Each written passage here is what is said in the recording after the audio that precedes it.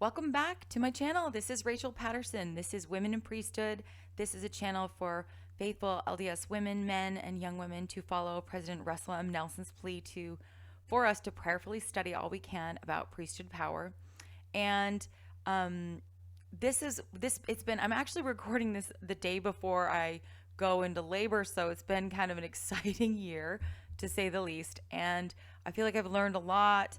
I had the opportunity recently to get interviewed by a really fun channel called Midnight Mormons.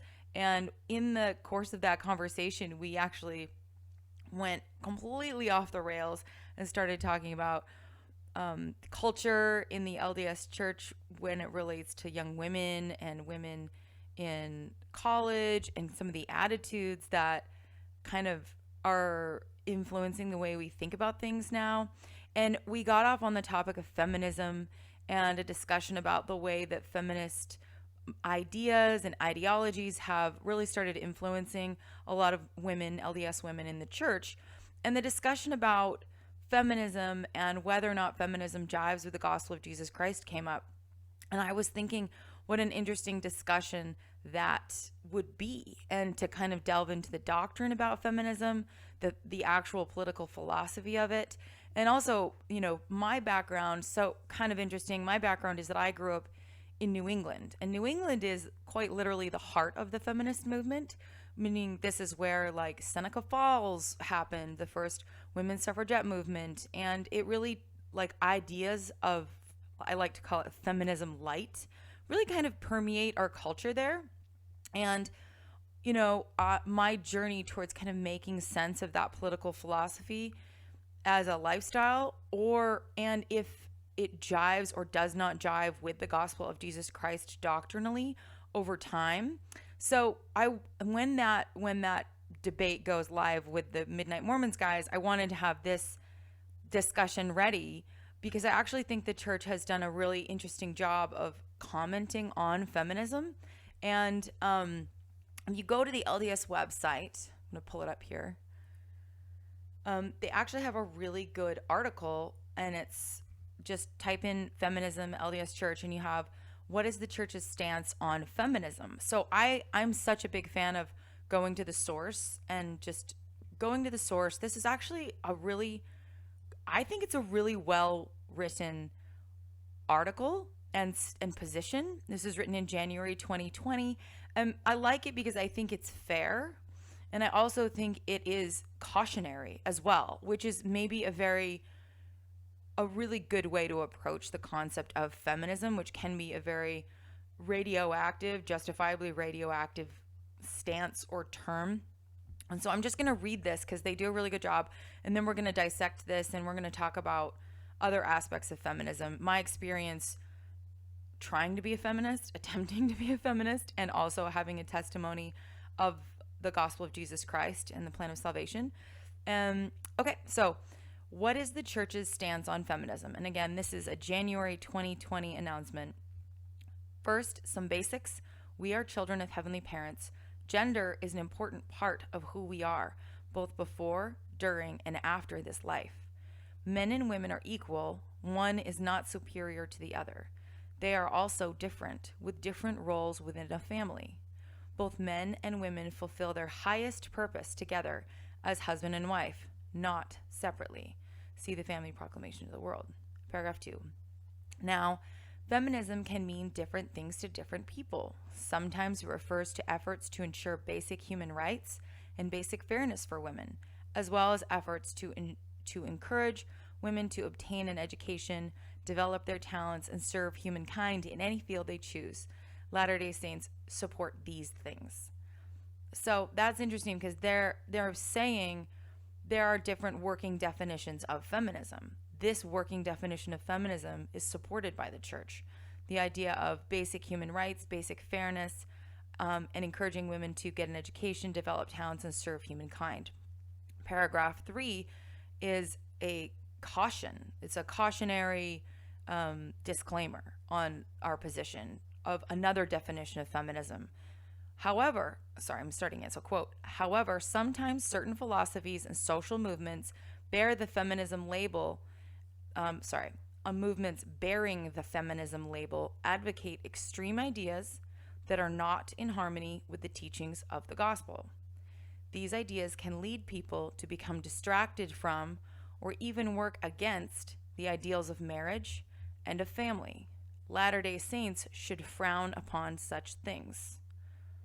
So there's two, right? They're really making a fairly fair caveat. They're saying if you define feminism as basic human rights, equal opportunity education for women, that's great. We support these things. But if you're defining feminism as an extreme label that distracts people from the ideals of marriage and family, so they're talking about marriage and family as the ideal thing for us to strive for, then those things should be things that we frown upon, that we don't look at positively. Final paragraph kind of caveats, and we'll talk about this final paragraph too. It is interesting. It puts feminism and chauvinism as two sides of the same negative coin in some ways. And it says, depending on your definition of feminism, of course. By the same token, we also frown upon extremes such as male chauvinism, sexism, machismo, or any other cultural influence that would cause men to think and act in ways that are not in harmony with the gospel teachings of respect, love, modesty, chastity, equality, and family responsibilities. So, I wanted to walk you through like my experience growing up in a very feminist culture in New England. I grew up in Vermont and New Hampshire, and I also grew up LDS. Both of my parents are converts, and so where I've grown up in the East Coast my whole life, so where a lot of people listening may have grown up in the West, so you talk about like West Coast culture or like Utah culture, like I grew up in feminist culture. Like New England is very steeped in feminist ideology. It very much stresses, I mean, the number one value set that people have there is academics. It's like academics is everything. So I had very interesting experiences confronting the culture I was raised in and kind of squaring it to the gospel of Jesus Christ that I decided I believed in. And so the name of this kind of discussion we're going to have today is Feminism and the LDS Gospel of Jesus Christ. So we just went through this article, What is the Church's Stance on Feminism?, which I really think is very well written and very fair. It's also a very wise writing because it puts caveats in there of things that we should also be wary of. Instead of just taking in everything all at once, we should be discerning about aspects of this philosophy that may not jive with the gospel of Jesus Christ, i.e. the family, the plan of salvation and eternal progression and the family proclamation, et cetera, et cetera. Okay. So one of the most important things that this statement says is feminism can mean different things to different people. And I love this because I remember that's what the article says. It says feminism can mean different things to different people. And so when you talk about feminism, the first thing you need to do is kind of delineate what version of feminism you're even talking about if you're talking to someone about it.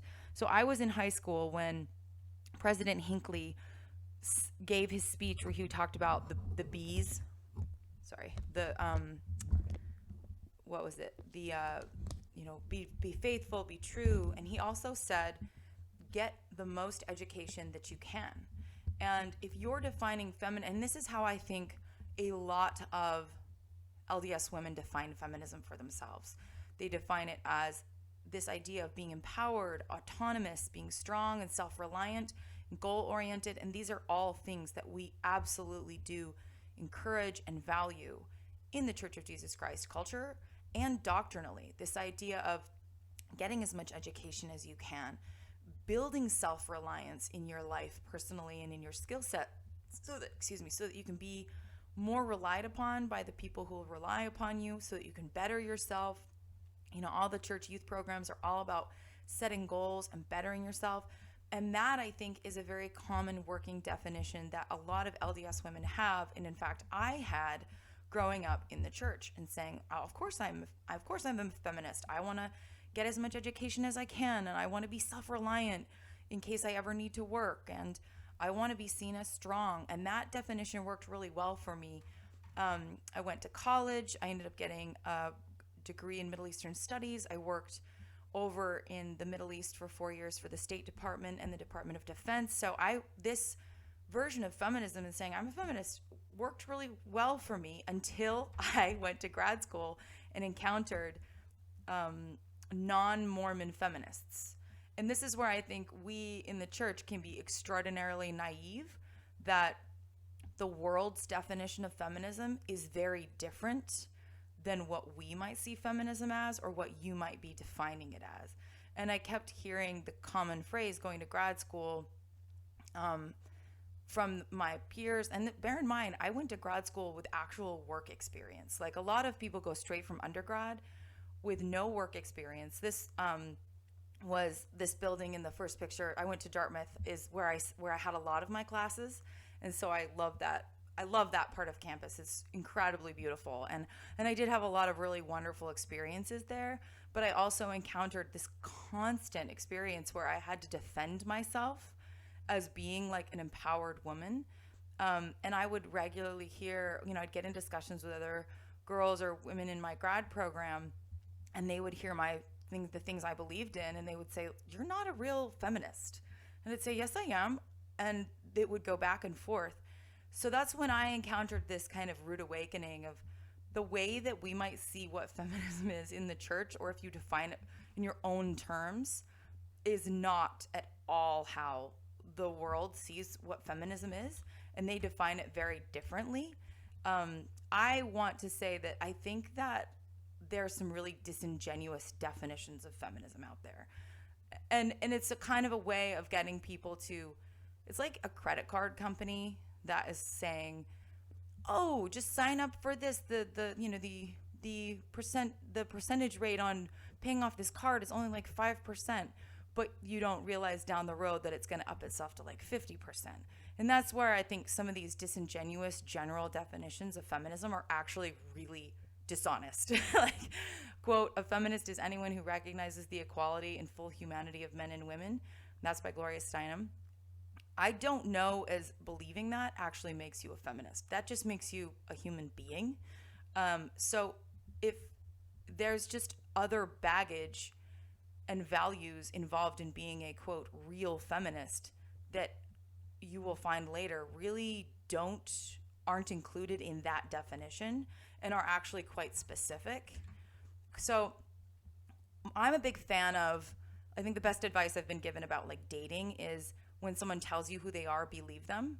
And also, I'm not going to tell you what feminism is. I'm going to let the thought leaders, the contributors and poster children of feminism tell you through their own words what a real feminist is. And so we have three, I think, just to make this as simple as possible, the three most iconic poster children, contributors, thought leaders of modern feminism in America are going to be these three people. Karl Marx, who wrote a really important foundational text called the Communist Manifesto, and he talks a ton about women in society. He will kind of set the foundation for Betty Friedan, who's this woman in the middle here, who wrote The Feminine Mystique. And honestly, this is like a primer text. You have to read this book if you're going to understand modern feminism. And then finally, over here in the upper right is Gloria Steinem, who's still around.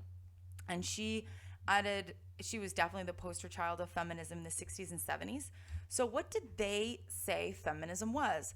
From the very beginning, you've got this foundational belief.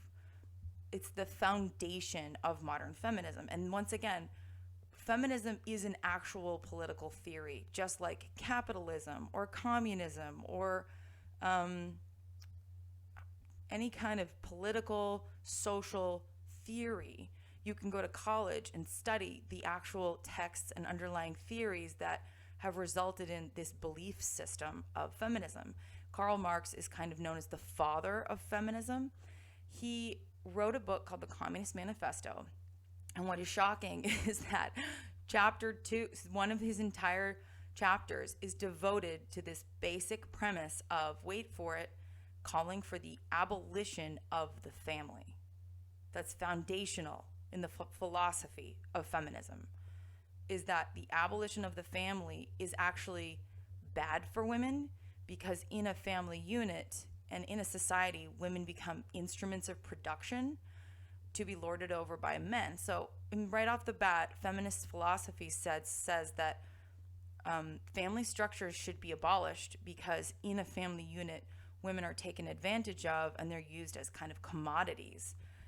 That's a pretty significant statement, but it's been around since 1848. On top of his idea is where a lot of other modern feminists build their thinking. Next comes Betty Friedan, and she wrote The Feminine Mystique, and she adds a more modern twist to that idea of family life being problematic for women. And she suggests that women are really women at home, specifically the role of being a mother and the role of being a wife, are very unfulfilling roles for women that rob them of their independence, their autonomy, et cetera, et cetera. So I feel like this quote does encapsulate a lot of her message that is authentic to her. So she says, quote, "Each suburban wife struggles with it alone. As she made the beds, shopped for groceries, matched slipcover material, ate peanut butter sandwiches with her children, chauffeured Cub Scouts and brownies, lay beside her husband at night, she was afraid to ask, even of herself, the silent question, is this all?" And I think you've heard the term, I don't want to be barefoot and pregnant. And that is not a good term, right? That's not a compliment. That is not like, that term is going to kind of come from this book's impact on our culture, which is this idea that women who are mothers, this was written before birth control was available. So in many ways, women didn't have as much control over how many children they were having. And her message was this idea that women who are mothers and women who are wives are all secretly very unfulfilled because they've been stripped of their opportunity to be independent, their opportunity to develop themselves, their opportunity to be kind of strong, independent women. But if they were given the opportunity to be more career-oriented, they would be happy. The final element that both Betty Friedan and Gloria Steinem, who we'll talk about next, introduce to the idea of what a real feminist is that you have to be pro-abortion. And that's a pretty hard line with most feminists who I've met who are not Mormon, that you really can't call yourself a feminist unless you are pro-abortion. And here are some quotes from her. She says, "Abortion should be obsolete, and I, and probably a lot of other feminists, wish it were obsolete because abortion in and of itself is not a value. It is simply the right to choose, which is an essential value." And if you want more information on how the church feels about that, President Dallin H. Oaks gave a really great talk at BYU. It's on my channel, where he talks about how genius it was that the feminist movement changed the narrative between the 60s and 70s and 80s, between abortion being about protecting children's lives to it being about a choice for women. If you have a conversation with a real feminist who's not Mormon, you are going to have a hard time convincing them that you can be a pro-life feminist. I have not met a single one. That's a pretty hard value for modern feminism, is being pro-abortion. And that extremes on that are not just in case of rape or incest or a risk of the mother, pro-abortion all the way up till month 9. So that's another factor about being a, quote, real feminist. And then finally, the other thing that Betty Friedan really does continue to kind of hammer in her career is that, so I'm going to read this quote. She said, "When a woman stopped conforming to the conventional picture of femininity, she finally began to enjoy being a woman." So it's this idea that you can be happy as a woman once you reject the traditional role of being a woman, i.e. having a family, getting married, raising your family, staying married. You will be much happier by embracing roles in your career, having independence, having autonomy, having your own money. And so this is the beginning of what sets up sets up Gloria Steinem, who, I mean, the feminist movement could not have asked for a more enticing, beautiful, influential poster child than Gloria Steinem. She was just model gorgeous.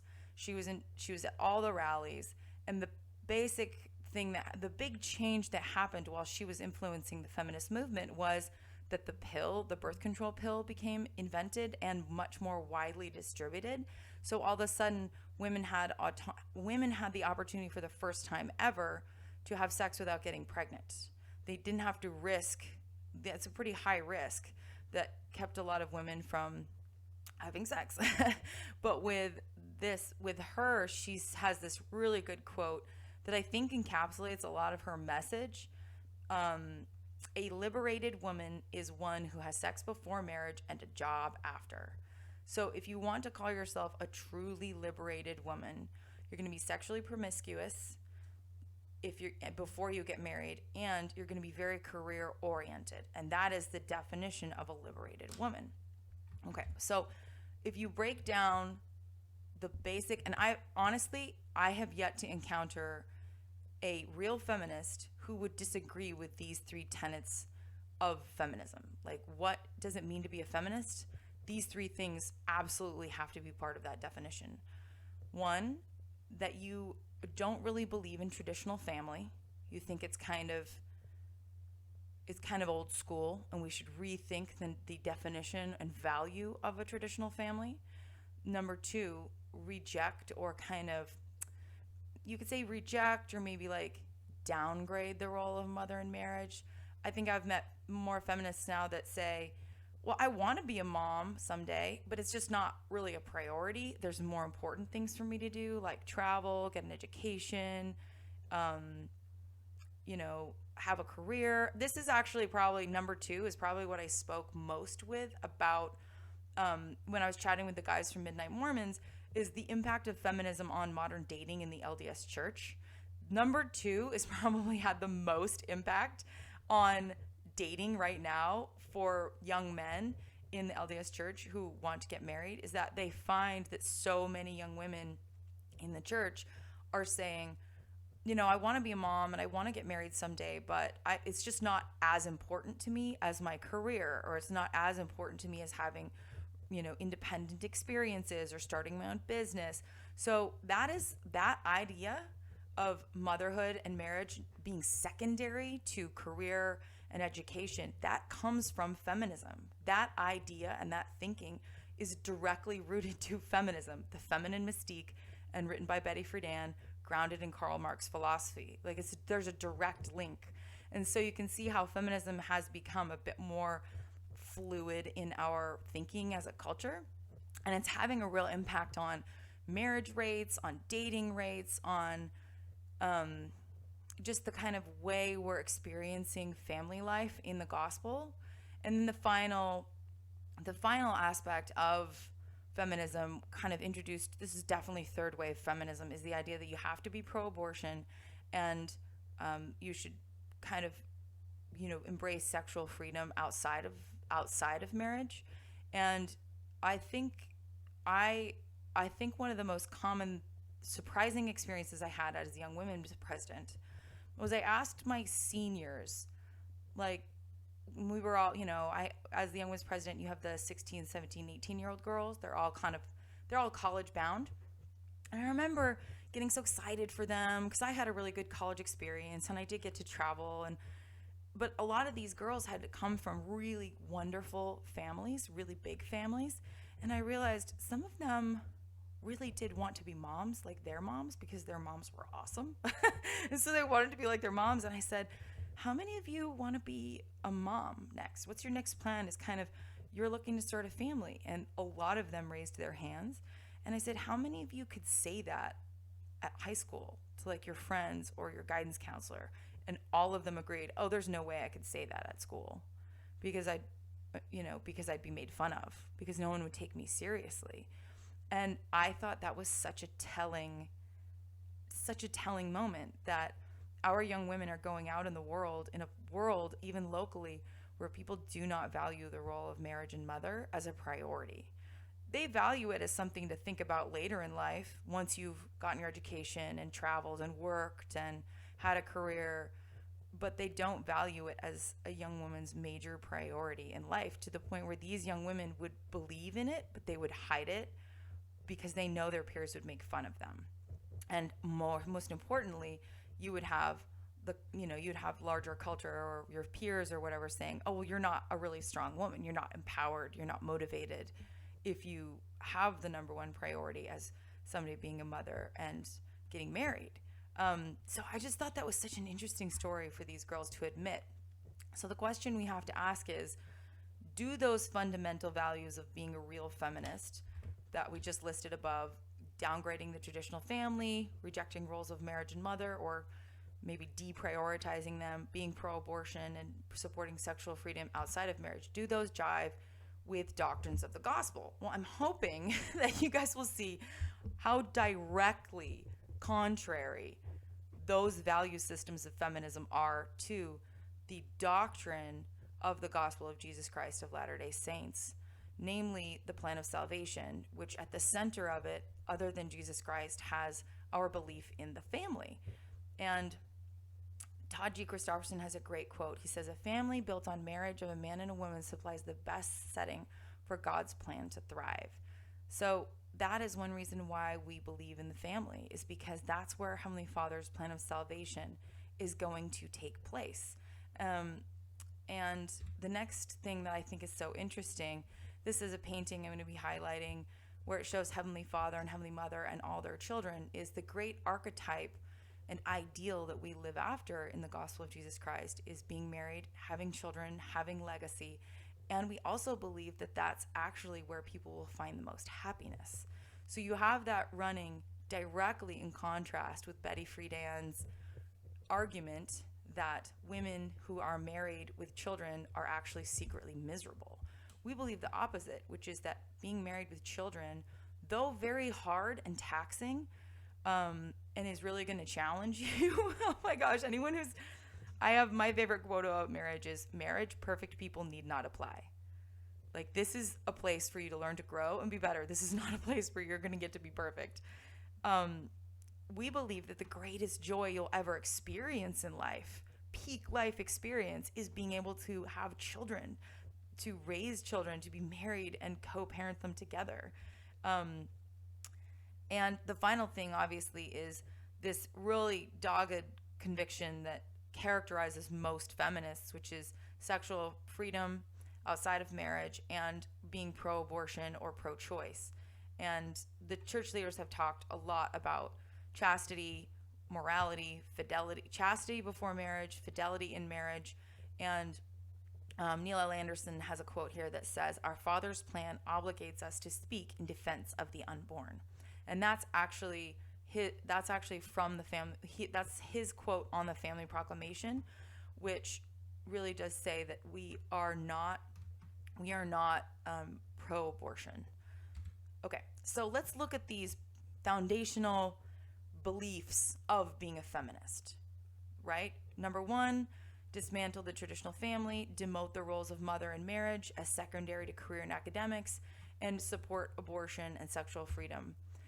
Okay, so I'm a big believer, sometimes when I get bogged down by like new ideas or ideologies, I don't know what I'm looking at because it's a lot going on. And so one of my hacks in life has always been like, take a step back and say, by your fruits you shall know them. So, right, if I'm trying to assess a person that I'm becoming friends with, or I just take a step back and I say, like, okay, by your fruits you shall know them. Like, what does this ideology produce? What kind of people who identify by this ideology? How do they behave? And I challenge you to do this. Google on YouTube. You can, on the internet or on YouTube, Google the term feminist and LDS, or feminism LDS. And what is so crazy to me is something that was predicted in this article. It says in this article, and I'll go find it for you.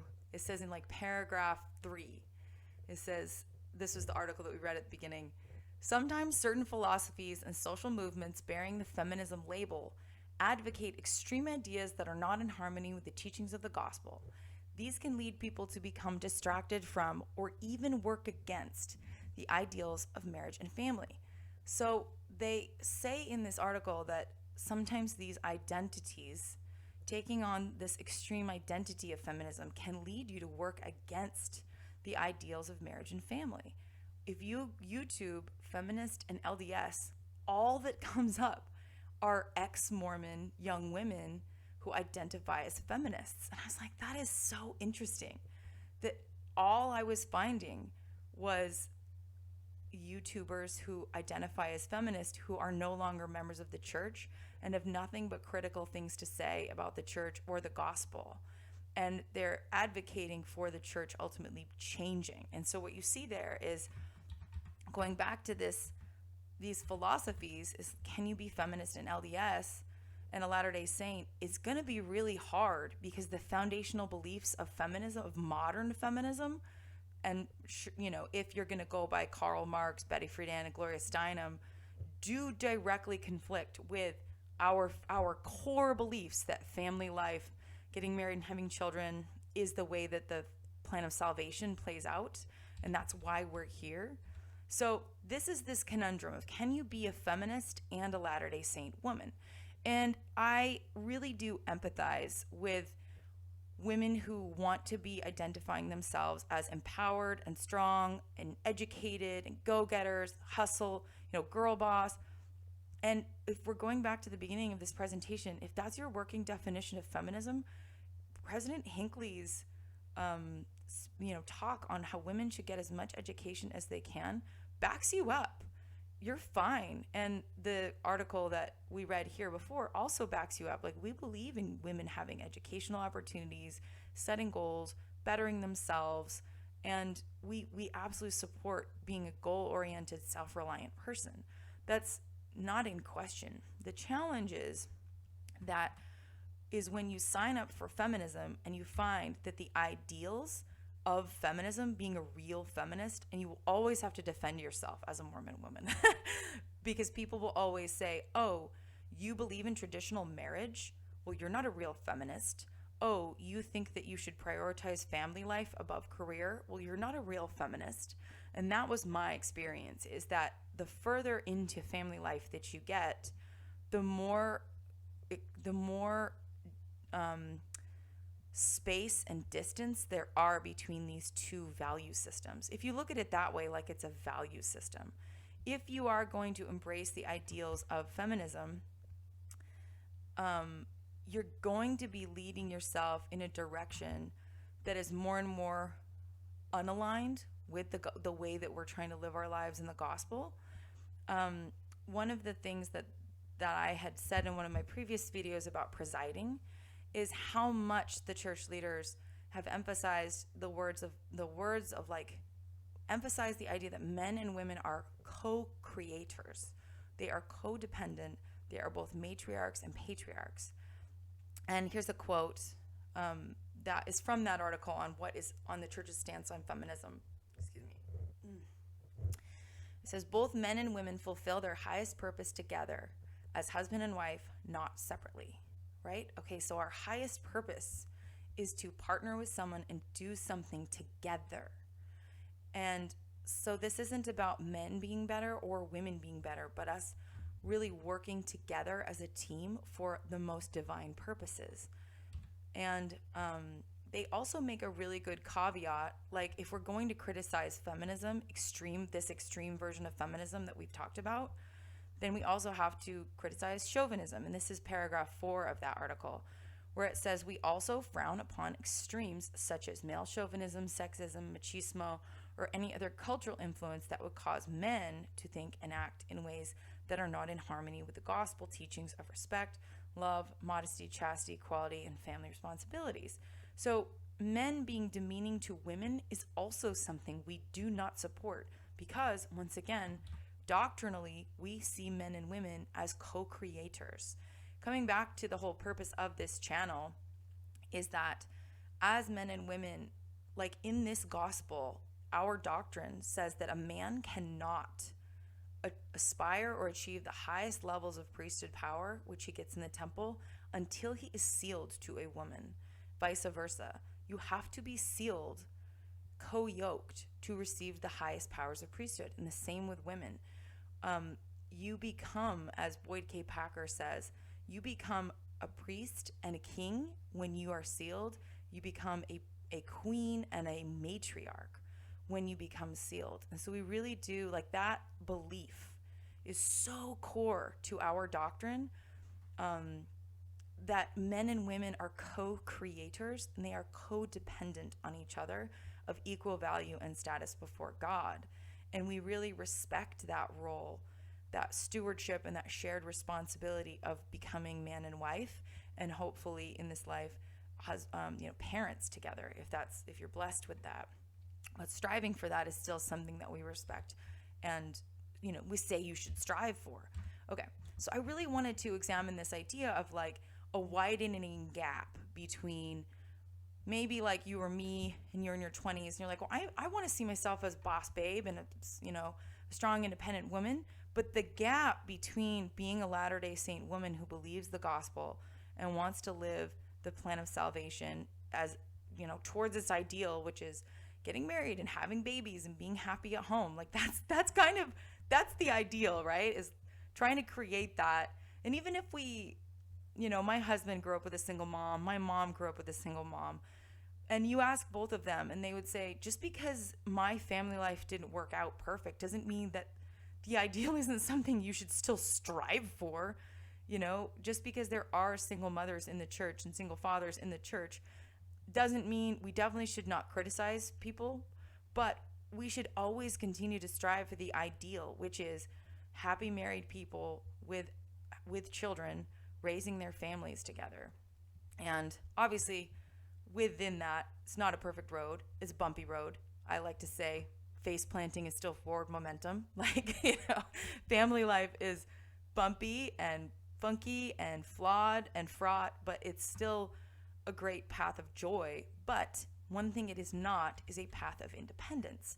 And that is one thing that I noticed with women that I know who are Latter-day Saints, who have adopted an attitude of a mindset of, I want to be feminist, I want to be an independent woman. And I would say I experienced that to some extent too, is when you Google like strong independent woman or feminist, these are some of the quotes that come up. So I did not make these are just, online. 8 tips to be a strong independent woman. Bought her own home in 2020. So we have financial independence and autonomy. And that's not a bad thing to strive for. But it definitely emphasizes the idea that your career should be your number one priority. Making money should be your number one priority, not family life. This quote over here, she puts her career happiness and life goals ahead of her partner. And that, according to this meme, is the definition of a strong, empowered woman, is someone who puts her life goals ahead of her partner, which is interesting because that's putting a man and a woman in competition with each other, which might be the greatest flaw of feminism that I can see. The greatest problematic flaw with feminism, even feminism light, is that it puts women in a position where they are always seeing the man that they are interacting with as from a position of being in competition with. So feminism as a political theory, if you were looking at communism or capitalism, it's all about limited resources, right? If there's a limited resource, then we need to be in competition over that resource. When you're talking about feminism, the limited resource is power, autonomy, influence, money. And so it puts men and women in this position where it puts women in a position where they are always competing with their male counterpart. And that can be like in a bishopric, right? Where a woman is maybe like if you're in an auxiliary head and you're working in a ward council, you're going to be in a position where you're always kind of trying to keep score and make sure that you're getting your preferences met in ward council versus kind of trying to work as a group towards a goal together. And that's why I did like this meme, because I feel like it's honest.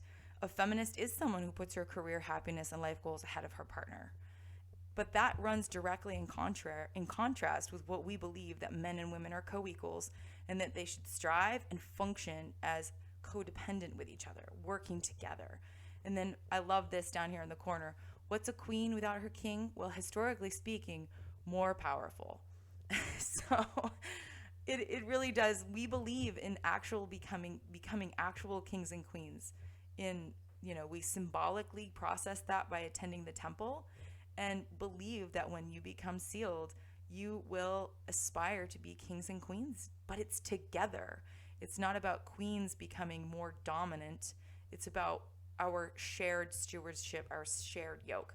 I think one of the reasons why it is so hard to be a Mormon feminist is because the archetype of a feminist, if you look at her lifeline, is to gain more power and authority and become more and more independent, i.e. gaining more autonomy over her life. So the idea is get into a great school, get into a great career, start making money, having options for yourself, buying your own car, buying your own house, not having to depend on a man for a paycheck. But then you also find that you're in your 30s and 40s and you have great girlfriends, you're living like this great life in New York City, and you definitely aren't bogged down by things like children or a spouse who has needs. You're living your best life. But what happens, what is the life arc of an LDS woman? An LDS woman's life arc is to become more and more interdependent with people. She'll get married and then she'll have kids. And so by the time she's 40, she is living a highly codependent and interdependent emotional life. And I found it to be extremely easy to have my own working definition of feminism until I got married and had children. Because you can do your own thing. So in my 20s, I spent a lot of my time working for the State Department in the Middle East. It was very exciting and adventurous. It was really easy to be an independent, empowered, self-reliant woman then, when I didn't have anyone who needed anything from me.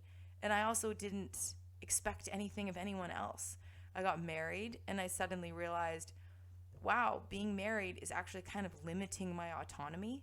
It's limiting my ability to do whatever I want, and it's worth it. But then we had children, and as much as we would love to think that everything can be equal at home, there are going to be days and seasons and years where you are both giving 100% and it's still not enough to meet the needs of the family. You're still running in a negative.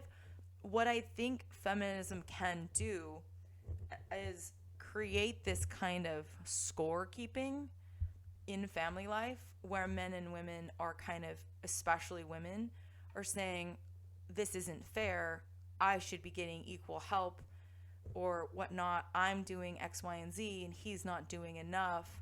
It creates this notion of like perfect equality, and perfect egalitarianism doesn't really work in a big, bustling, functioning family life. And that's just like one of the problems I've seen in like on the ground of trying to, it comes back to this image. So I really like this image over here of just this widening gap where like your working definition of feminism works so long as you aren't living the gospel plan, which is to become more interdependent, because people are going to need you. You're going to be loyal to them. Family life is really demanding. And so you are going to be giving up your independence. But why? The ideal is this image, right? Is the example that our Heavenly Father and Heavenly Mother have set for us, which is to become highly interdependent, highly codependent. And we all fall short of the ideal, but we should still be striving for the ideal and praying for grace that we can still sometimes aspire to the ideal. And even if marriage hasn't been the most ideal situation for us, praying and teaching it to our daughters. That's one of the things that I've really noticed a lot when I talk to, like, this is where I guess I need to kind of have like a hard talk with mothers of this generation, is your daughters will follow what you tell them. They will listen to you. So when you're the type of woman who did get married young, found a great guy, or got married, did prioritize family and didn't decide to go and get a career, had children, raised those children, but then your daughters are growing up and you're telling them, don't get married. You know, you really need to travel and you really need a career first. And like, you know, don't settle. Like you've got plenty. If you are kind of telling them to do opposite of what you have done, which by the way, what you have done has probably brought you a lot of joy in your life. Don't be surprised if those young women listen to you, if your daughters listen to you and they go to BYU and they say, you know, I'm really not into the family thing. I'm much more into career. I want to travel. I want to experience things. I think that's where feminism ideologies, and that's why I wanted to do that breakdown earlier, so you know where that idea, that thought, even comes from. You didn't come up with that idea organically. It came from Betty Friedan, it came from Gloria Steinem, it came from Karl Marx. Like those are classic textbook feminist ideas. You know, honey, don't get married. You know, maybe you do it later. You know, travel the world, get your career going. And so I just offer that as a cautionary tale, because what I'm seeing is young women are listening to their mothers who tell them that, or their fathers. So some of the final thoughts I had about this pretty well-written article is, let me pull it up, see if I can.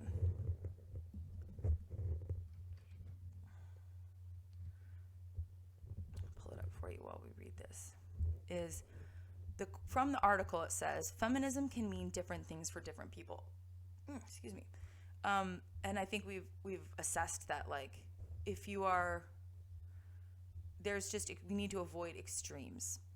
And then sometimes certain philosophies and social movements bearing the feminist label advocate extreme ideas that are not in harmony with the teachings of the gospel, right? So teachings that are going to undercut the value of the family, of family life, of the roles of marriage and the roles of wife and mother, those are not in teachings of the gospel. And if you are trying to embrace both, I think you're going to have the experience of trying to straddle a crack that is ever widening. It's going to become very difficult to embrace this strong, independent woman notion when your life trajectory will become ever more interdependent and codependent on your family. And that's a good thing. We shouldn't be ashamed when we find that our life is nose deep in children and marriage. Like, that's actually what we're going for. And I think that we can get there and become embarrassed because we were supposed to be strong and independent. And that's where this article states that sometimes extreme versions of feminism can lead people to become distracted from or even work against the ideals of marriage and family. And when you listen to these ex-Mormon LDS feminists, that is what they are all frustrated by about the culture of the church, is they're trying to say the gospel shouldn't tell women or encourage women to embrace family and marriage. But that's not what the gospel is. Like, that's why you're an ex-Mormon, is because you don't believe in the family proclamation. You don't believe in the plan of salvation, which says that the highest role that any man or any woman can achieve is that of a parent, right? That's like peak life experience.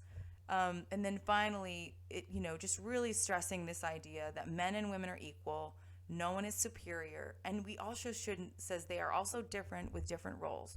Both men and women fulfill their highest purpose together as husband and wife, not separately. And so when we're married, but one person is always striving to get theirs, which is kind of a feminist marriage. If you're married to someone who's always bean counting, who's always trying to make sure they're not being shortchanged, it's a pretty hard marriage to be in, because you don't feel like you can ever be a team player, because the other person is always trying to make sure that they're not being shortchanged. And so you can see how these ideals, and being a wife is really hard. Like, I think it's sad in our culture that when we talk about that phrase, the good wife, the only time I really know that was used was to make fun of the idea of a good wife. This TV show that called The Good Wife, which literally makes fun of a woman who's in a very bad relationship, just taking mistreatment. And that's not what being a good wife is. Being a good wife is actually something I wish we would respect more, because it's so hard to be running everything at home and being the CEO of your household and taking care of kids and also trying to keep your marriage a priority and your sanity a priority. It is not easy, but it's really so valuable that it deserves respect. And so, to fathers and mothers listening to this, your daughters are being marinated in this Instagram world of negativity about family life. These core doctrines that I listed up here by Marx, by Betty Friedan, by Gloria Steinem, I could literally do a project on Instagram memes that fall into these three main categories, and that is 90% of what your girls are seeing on Instagram. It's incredible how negative and demeaning the worldly narrative about family life is. And it's kind of scare tacticy too. Like, when you get married, you're going to be miserable. That was one thing that my husband and I, because we got married a little late, and I think that we both fell a little victim to that fear. When we got married, I was 29, 30 when we had our first baby, and he was 33, and he looked at me when we had our son, and he said, I feel like I've been lied to my entire life. Like, why didn't anyone tell me this was so great? And we both feel that way. We feel like it is so important and imperative that parents talk to their children about how great family life is. Sure, it's fraught and flawed and messy, but it's also really, really, really wonderful. And they're going to need that from you if they're going to take on the worldly influences of social media that are telling them that, family life is going to make you deeply unhappy. And that is straight from the feminist textbook. So the final thing that I wanted to end on is, if you are going to take on the idea of being your own defined feminist, which is fine. There's some women out there, like Jody Moore is one who I really adore, and she's kind of identifies herself as a feminist. And I think she's working with that initial definition, which is, I'm a go-getter, I'm empowered, I'm educated, I'm a hustler, I'm goal-oriented, and that all aligns with the gospel. So there is space for someone to define it their own way, but what you'll find is that as Latter-day Saint women, we will spend most of our time defending ourselves as real feminists to women who are actually worldly feminists, because we don't have the same values, because we want to be mothers, we want to be wives, we want to take pride in how acknowledging that, that path of family life is hard, but it's also really valuable. And the advice that I would give about that is, what I finally came to peace with is, learn to be independent of the good opinion of others, meaning you kind of have to stop people pleasing. If someone doesn't think that you're empowered or independent, they don't know you, and they don't need to think that you're independent and strong. If you're a woman who's chosen to be a mother and a wife, and it's hard, still take pride in that, because you made the right choice, and you do not need to win the opinion of the world, who says that in order to be a strong, independent woman or a real feminist, you have to be a career-oriented woman who waits till she's 45 to think about getting married or having children, or even admit that. So hopefully this has done a decent job, kind of, I think, illuminating what a good job the church has done addressing what feminism is aligned to the gospel and what kinds of feminism are not. And I will be interested to see what kind of comments from this, but thanks for listening.